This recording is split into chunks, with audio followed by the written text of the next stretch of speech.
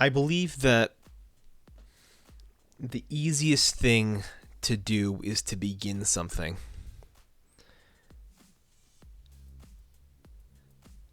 A challenging thing to do is to maintain it. And the hardest thing is to try and get it back after you've lost it. A lot of people tend to believe that beginning something is the hardest part. That when you get started on the journey, that's the hardest part. That as things go on, somehow it becomes an easier thing to do. And perhaps in some areas that's true. Maybe in some areas in terms of routine that is true. But I tend to find it's the opposite. That the beginning is always the easiest. In that as time goes on, it becomes more of a challenge to maintain it. This is true of writing projects, where often you start a project and you are on fire, right? You start that, like the first couple, I talk all the time about the first couple days being the best days of a writing project, is the first few days. Whole world's ahead of you. You've already got the ball rolling here, and it's limitless progress. Like every night, that first night after starting a project, I think to myself, all right, I wrote about 1,000 words today. All right, very cool. In a month, I'm going to have 30,000. In 3 months, from now, I'm going to have 90,000 words down. This thing's going to write itself. This thing is easy, man. The first day was so easy. Today was easy. 1,000 words today was nice and easy. The rest of it is going to be just as simple. I'm going to be done in 3 months with this first draft, and we're going to be ready to rock. Then what happens, right? As time goes on, maintaining it is difficult. Showing up to the keyboard every day becomes difficult. And it's difficult because a lot of the times, that's what you're doing. You're maintaining. You're not necessarily growing. You are, I think, generally, in very small increments that you can't notice or see. But most of the time, you're just maintaining. You're just going just to stay at the level that you're at. You are writing to basically stay at the same quality level of skill that you're at. That's when it gets hard. Maintaining. Working just to maintain is hard. And throughout this whole process, what's kept me going on the tougher days, those days when I want to no longer maintain, when maintaining becomes too tough, is I think to myself, maintaining is very hard, but the hardest thing in the world is to have it and then lose it, to backslide, to be at a certain point and then lose it all and have to work your way back up again. That is the hardest thing, because it takes so much energy to start, and once you do, you are comparing yourself to what you once were all the time. I noticed this with myself, not in the writing field, but in my own personal training. So since my accident back in February, my workouts have been weak. My body is weak as it has perhaps been in several years. I can only do a couple sets, especially in my upper body, maybe in my body, before my back and my shoulder and everything is just dying, begging me to stop, and I gotta stop. That is the nature of losing something, a freak accident.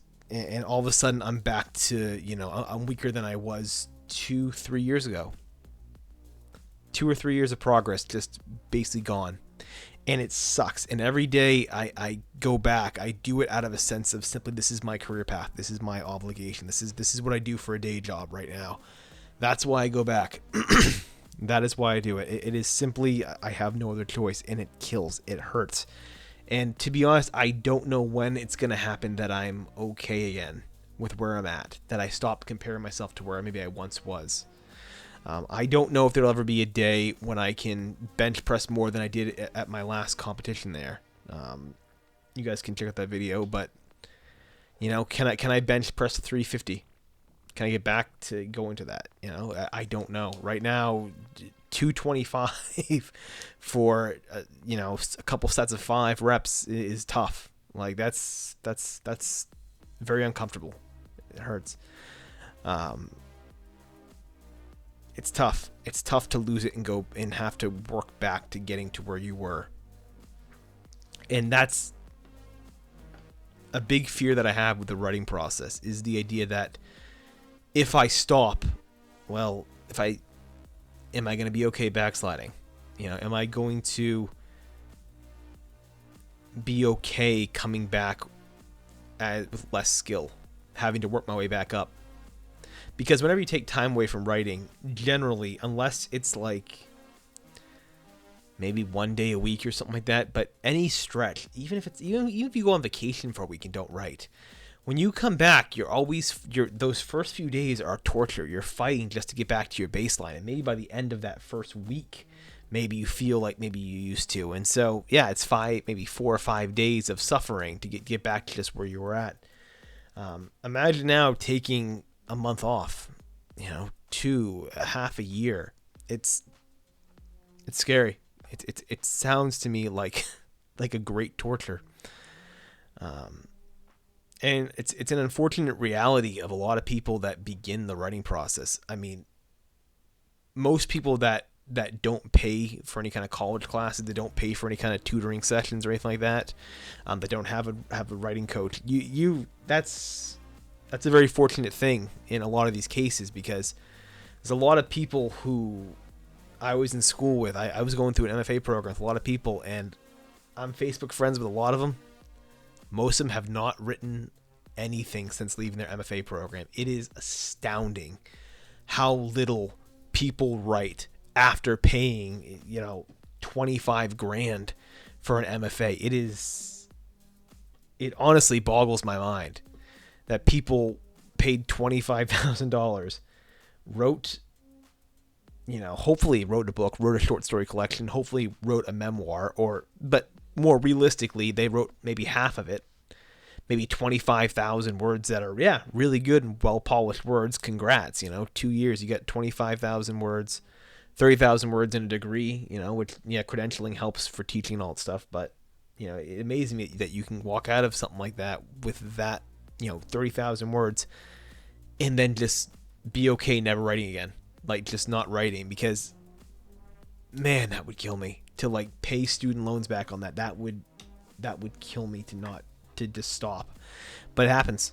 A lot of people, they do not go forward. They don't have the habit. With no professor asking for your deadline, no professor asking for your paperwork, people quit. People stop the process, and it beats them up. And I see it all the time. I'll see it every 6 months. I'll see someone in a program will say, I haven't been writing in a long time, and I'm just getting back to it today, and I can't believe I wasted all this time. It's all this regret. And yeah, anyone can pull themselves out of a hole. Anyone can get themselves back on their feet. But man, that seems like that's torture. I never want to get to that position. I am more cowardly than they ever are. Seriously, I am more neurotic and more cowardly than they are, because I do this at times out of fear. I stick with this process just because, man, 6 months away coming back, God, that scares me. That scares me a hell of a lot more than coming here and sitting down for 90 minutes in a seat and just punching out some words. Man, it's not easy. This is not an easy gig. Writing, especially, is not easy. This is tough. But it is far, far harder to get back into it after leaving it. It is so hard. As hard as maintaining it is, and believe me, I know. Look, I've been doing this for 450 days now. I know. But coming back after getting to such a level, being so good, coming back, that's got to be it. That has to be, one of the worst feelings in the entire world, especially if this is your dream. If this is the thing you want to dedicate your life to, that's got to be a nightmare. I'm only fortunate that my side hobby basically got sidelined in a car wreck. Not this. This would, if I had to take 2 months off and come back, start typing again, had to deal with just getting back to where I was, I'd be crying on here. You'd be hearing me sobbing on these things, just to try and get, a decent word count of this drudgery that I'm sure I'd be putting out. Um, Man, it's always harder. It's always harder to get back to it after you've already done it.